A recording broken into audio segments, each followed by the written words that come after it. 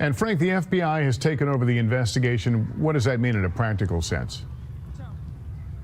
Yeah, Lester, this is actually mandated by regulation. It's been written long ago, and the history of it is fascinating because it anticipates the unlikely event that maybe the Secret Service would cover up an incident or even be involved in it, God forbid. So we expected the FBI to come in and take this over. What it means is the full panoply of the FBI will be involved, from high-tech crime scene analysis, but more immediately, Lester, all of the social media and computer devices of this shooter, all the interviews of his coworkers, family, neighbors, all of that, his entire life history will be reconstructed rather rapidly. And the goal here will be to see, number one, was anyone else involved? Is this part of a larger conspiracy? Was there anything that could have been done to head this off or intervene? They'll be looking at his weapon, where it came from. Was it purchased legally or not? Was he trained as a sniper ever in any profession that he may have held? And of course, what was his motive? And I caution people, don't draw conclusions. We don't know where this shooter really was coming from mentally, and that's where the FBI will be going.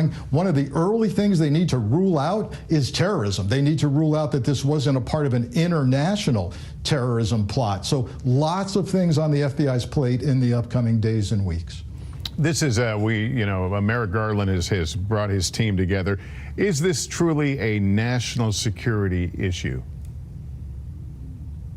It clearly is. I mean, the world is watching here. They know we're all divided and polarized, and that we do tend to lean toward violence as a possible solution. This only makes things worse, not only internationally, but domestically.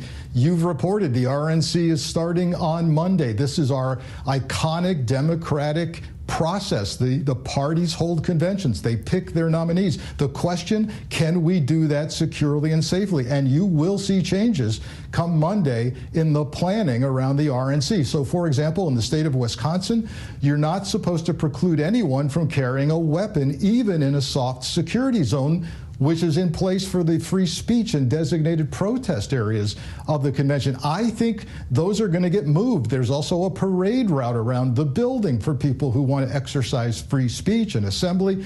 That may be rethought. We're going to have to do things differently moving forward. And of course, the investigation of what went wrong here, why, if as reported is true, why was this building the shooter was on outside the perimeter when it clearly was within a sniper's range? We've got to figure that out too. Are you fearful, or does law enforcement look at the possibility that something like this could inspire others who may have harbored similar thoughts?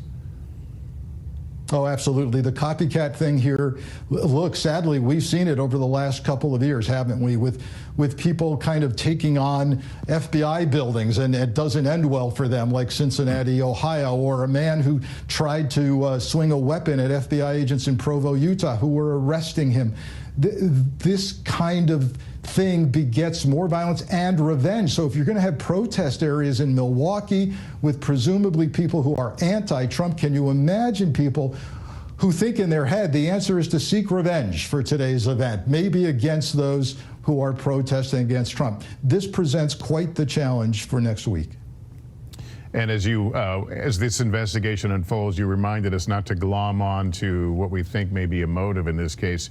But if there are connections, outlets, for example, for outside the United States, that would turn this into a much different animal.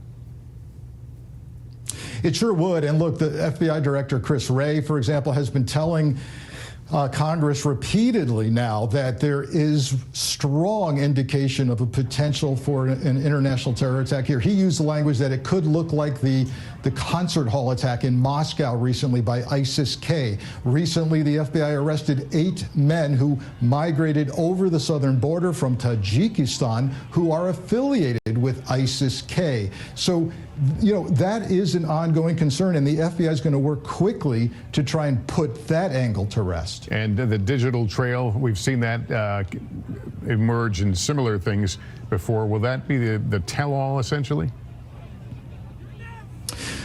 Today, people just vent all of their motives and frustrations online, and my guess is this will be the case here. We'll know pretty quickly, even through family interviews as well as social media, where this individual was coming from in terms of mindset. All right, we continue to get video from the aftermath. You see people who were wounded, perhaps, or somehow otherwise injured there being treated in the confusion, the aftermath of all this.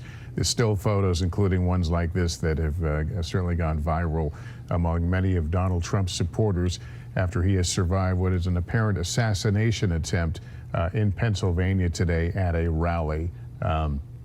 This is the shot, the iconic shot now of the former president being whisked away to the safety of his vehicle. We're coming up at the top of the hour. We're going to take a very brief pause for some of our stations to start their local coverage. For others, Hallie Jackson will pick up the coverage in just a moment.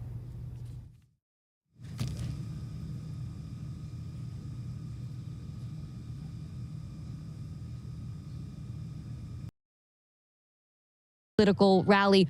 That's, of course, not what they experienced. We've been talking to witnesses here, sharing our own experience with them and hearing from them as well. I want you to take a listen to some of the conversations that I've had.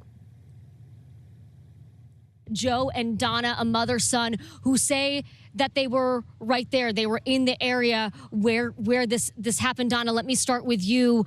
First of all, are you okay? Yes, I'm shook. I'm definitely shook up, but I'm okay. Yeah, and Trump was talking, watching him. I heard pop, pop, pop. I thought it was like a cap gun. And my son's like, gun, get down. And next thing you know, everybody around us was down. And then once we got down, we was up at the top of our bleacher. The men were yelling to all the snipers and all the cops to come over because he had shot a man and a woman in our bleacher. We heard the one is very fatal. We don't know that for sure, but they were down. They went out on grenades. So Joe, what exactly did you see? Because from our vantage point, we couldn't see what was going on. We didn't see any individuals. All we could do was listen for those sounds. But what did you see?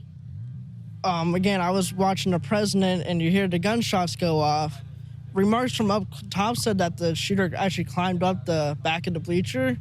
And after we got down, like my mom said, there was 2 people down. They were calling for medics. We did see the 2 people that were shot, and we saw them get carried out. Like, I don't know. The one didn't look like they were okay. I hope the other one's okay, and just may God watch over them tonight. And Dawn, you said 2 people. Were these 2 people fellow attendees of the rally? And what kind of did you see them get shot directly, or did you just see the aftermath? No, you just heard the noise. You heard the pop, pop, pop, seeing the aftermath, and neither of them looked good. They were both down. Nobody was talking. Nobody was moving. What was going through your mind as you were witnessing all of this? Are they still here? And am I going to get shot? That's what's going through my mind. He's holding my hand, and we were going to get up and try to get out of here. And some gentleman there said, no, you stay down. So we stayed down, and then we finally heard everybody evacuate, and he grabbed my hand, and we got out of there. And Joe, what was your state of mind coming into this rally today? What were you expecting, and what are you feeling now as we all experienced a day that none of us thought would come? Well, I was excited. I mean, this is our second rally, and the first one, Trump is very energetic when he comes to these, and well, now I want to vote for him more than ever. Why is that? Just to send a message to these people. They can't stop us. Don't stop us. That's right. Dawn, how are you feeling? I mean, you're here with your son. Of course, you want to protect your baby, and you don't want them or yourself to be in any danger. What were those mama instincts in that moment, and how are you feeling right now? Exactly. My mama instincts were when he grabbed my hand, I knew my son was scared to death because he was holding my hand. He had held my hand since he was probably 5 or 6 years old.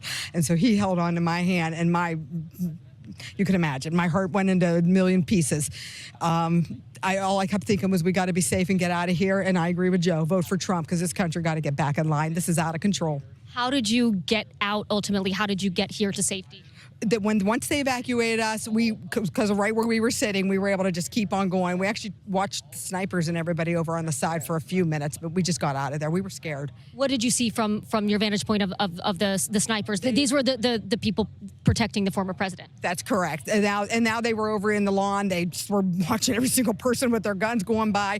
I believe the one injured person was over there that they had. Wasn't he on the one on the ground? Yeah, they So before they evacuated, they carried the 2 injured people out.